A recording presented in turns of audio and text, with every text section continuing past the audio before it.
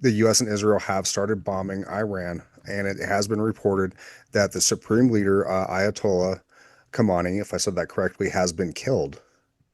Mhm. And he has been in power since 1989 out there in Iran. Iran has retaliated by launching rockets against Israel and US bases in the region, including where Orrin lives now. Here in Israel, this war mainly means, sitting in a bomb shelter, or as I'm sitting right now in a safe space within your home, which has reinforced walls and a steel window. Unfortunately, we do have some first casualties here from a direct hit. I think in Tel Aviv. That's very sad, but all in all, the price that we're paying is small compared to the possibility that a nuclear Iran will be eliminated and a very evil regime will be toppled, and in place of it, perhaps the Iranian people are going to take over and establish a new democratic regime. So there is the possibility that this conflict, this war, is going to lead to a better future. So we're seeing it in this perspective. And I do hope that it leads to a freer world. I do hope that it leads to a more peaceful world in the future. And of course, seeing it escalate this has left a lot of people wondering, what will this mean for gold and silver? I want to point out that usually within such events, such as wars or cataclysmic events, what they do is they launch the price to a new reality, but it was in the making for a long time. There are always those factors working in the background, such as inflation, that they're the true drivers of the price. But then when you get those events, they are as though the excuse for a move which was in the making for a long while. And I want to point out oil, for instance. Look, the price of oil is primed to break out. It has been in this consolidation for quite a while, a couple of years, and it was preparing for a big move. And we were asking ourselves, what is going to propel the price of oil higher? And right now, this conflict in the Persian Gulf is as though the perfect excuse for the price of oil to shoot up. And this is what I expect to see in the coming weeks. Mm. So you need to keep this in mind, as though the geopolitical events are not driving the price, perhaps only, just giving it the push, the final push to go where it wanted to go. Mm. Sure, absolutely. And they say that 20% of the world's oil flows through the Strait of Hormuz. And at this point, I mean, we should expect, hopefully not, but we should expect that there will be at a minimum some shipping disruptions in the Oh yeah, coming weeks, I right mean, through there. I mean, when this video is posted, obviously you're listening to us talk in the future, so we're in the past. You know more about what happens than we do now. Uh, but even right now, there's already ships are diverting away and going around Africa instead. So that is such a vital choke point for so much, not just oil, like so much stuff flows through that strait. And if that remains contested, who knows what's going to keep going on with in Iran internally, whether the government's going to get overthrown, what's going to happen. Because I'm sure they have, you know, 20 million, and not literally, but 20 million anti-ship missiles and systems just sitting right there. We can park F-35s and kind of take them out uh, for a bit, but it is a very vulnerable place, and it's a key strategic area, which is, why if you look at where the U.S. has certain bases in the region, it, makes sense. And I think this is also part of a bigger a bigger thing in general. We saw a operation that's very minor in comparison to what's going on here in Venezuela not too long ago. But I think it goes beyond just the current administration in the U.S. or the current government in Israel or Iran. It is I feel like we're going through a big geopolitical reshuffling right now that because of nuclear weapons, it is not as overt, or it can't be as always kinetic as like say World War I or World War II or something like that. But I think the undercurrents, something like that is going on. We do see major wars breaking out, like in Ukraine, like right now with the stuff with Iran, the stuff with Ukraine and Russia that's been going on for years now. The the rivalry between the U.S. and China, which is gonna, I think that is a very scary proposition there. But I think there's just a big reshuffling that's going to be going on, and it is going on, and it's yeah, I don't know. It's going to be Yes, interesting to see what's on the other end of that.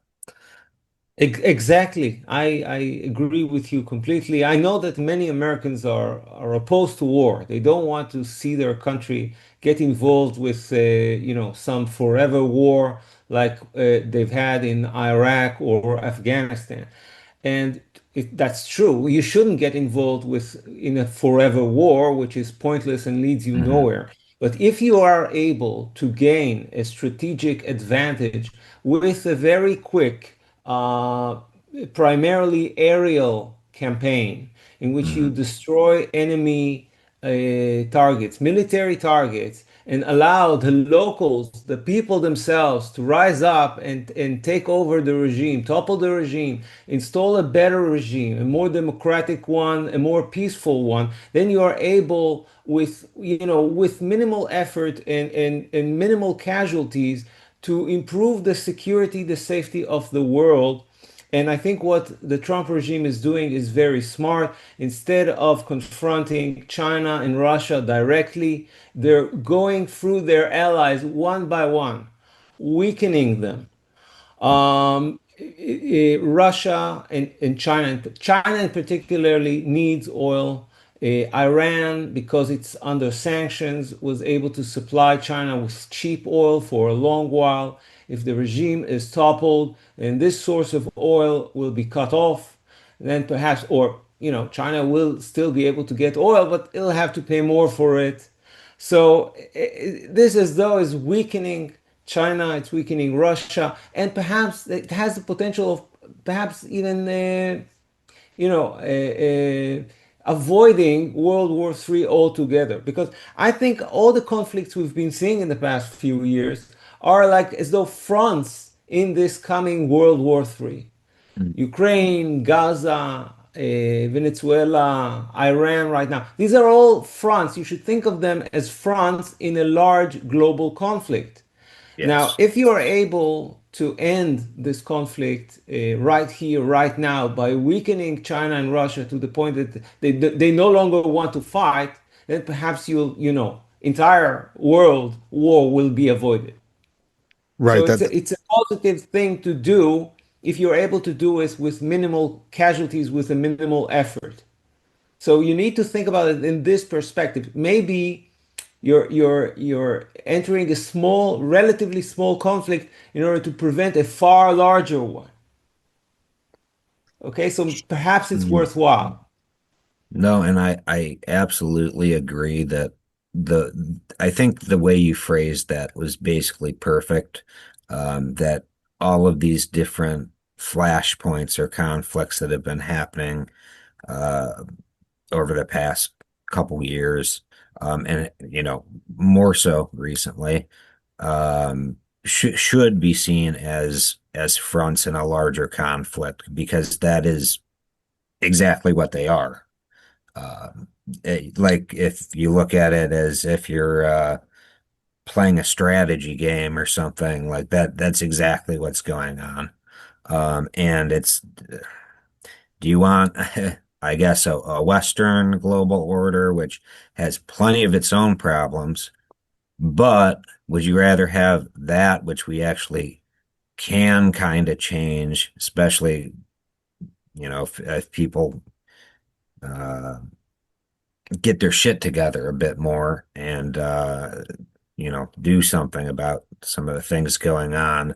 Uh, but would you rather have that where we could actually have the possibility to change it, or would you rather have a Chinese Communist Party, fascist, because their literal national socialist is what China is, literal Nazi China. Would you rather have that regime be like the world power that replaces the US or the West? I think it's a pretty clear choice when I look at it. Yeah. I'd rather have the Western system. We have to remember this is a regime that would chant death to America. So it was probably just a matter of time until we experienced a conflict with them. And Mhm. with all of this uncertainty that you guys are talking about and this kind of restructuring of the global order, um, people are going to want to move towards a safe haven asset in a situation like this, and gold and silver can offer it to them. So I do think that it's important to remember that this really is likely going to be bullish for the metals, moving forward from here. And something that I was thinking about earlier in regards to silver, some silver has literally already been blown up in this conflict. According to Fox News, the first missile in the U.S. arsenal used against Iranian targets on Saturday's pre-dawn strikes was the Tomahawk, and these are long-range cruise missiles that we normally fire from our Navy ships or submarines. And these are big missiles. They can carry warheads up to 1,000 pounds. And it had previously been reported that the Tomahawks use about 500 ounces of silver, although some people wonder if that estimate might be a little high. You get the idea. A lot of these cruise missiles are going to have silver in them. Whatever amount it is, it's getting blown up during this conflict. Oh yeah. Silver's used in so much stuff, which I think it's purposeful that we're not really educated about that.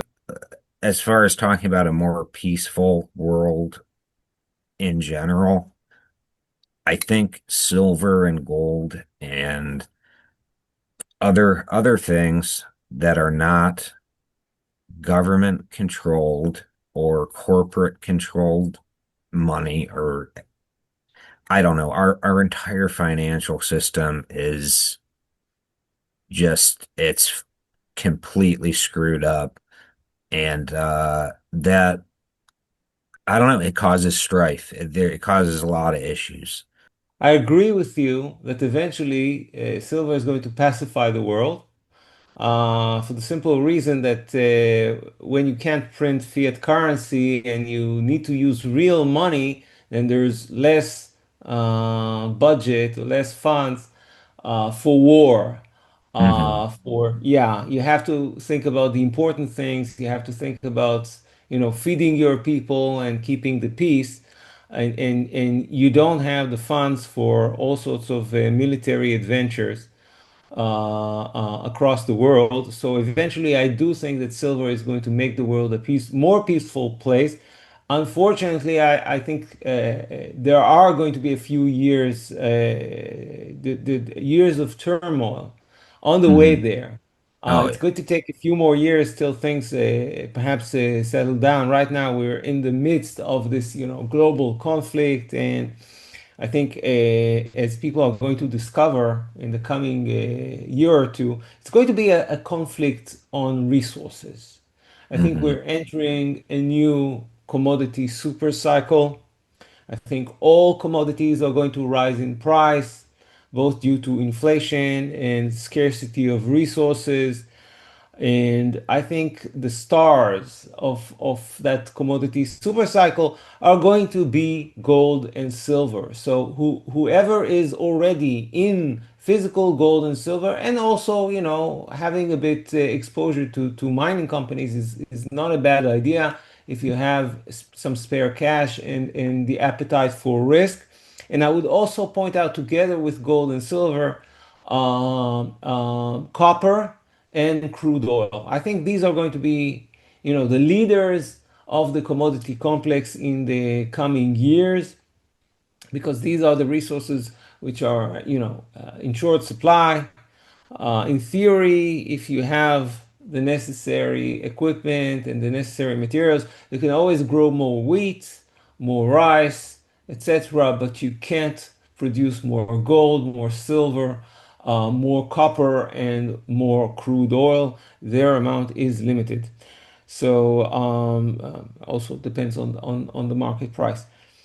So I think the best way to deal with the coming upheaval in the coming years is going to be being in those commodities, having exposure to that commodities. Gold and silver, of course, it's the easiest things to own. You just buy the physical and you sit on it. Nothing more than that.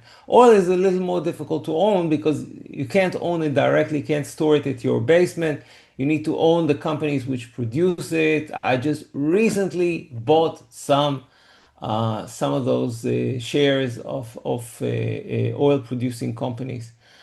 And it's going to be a small part of my portfolio, but I still want to have some exposure to that. And copper, I'm looking for the right time to get into copper as well.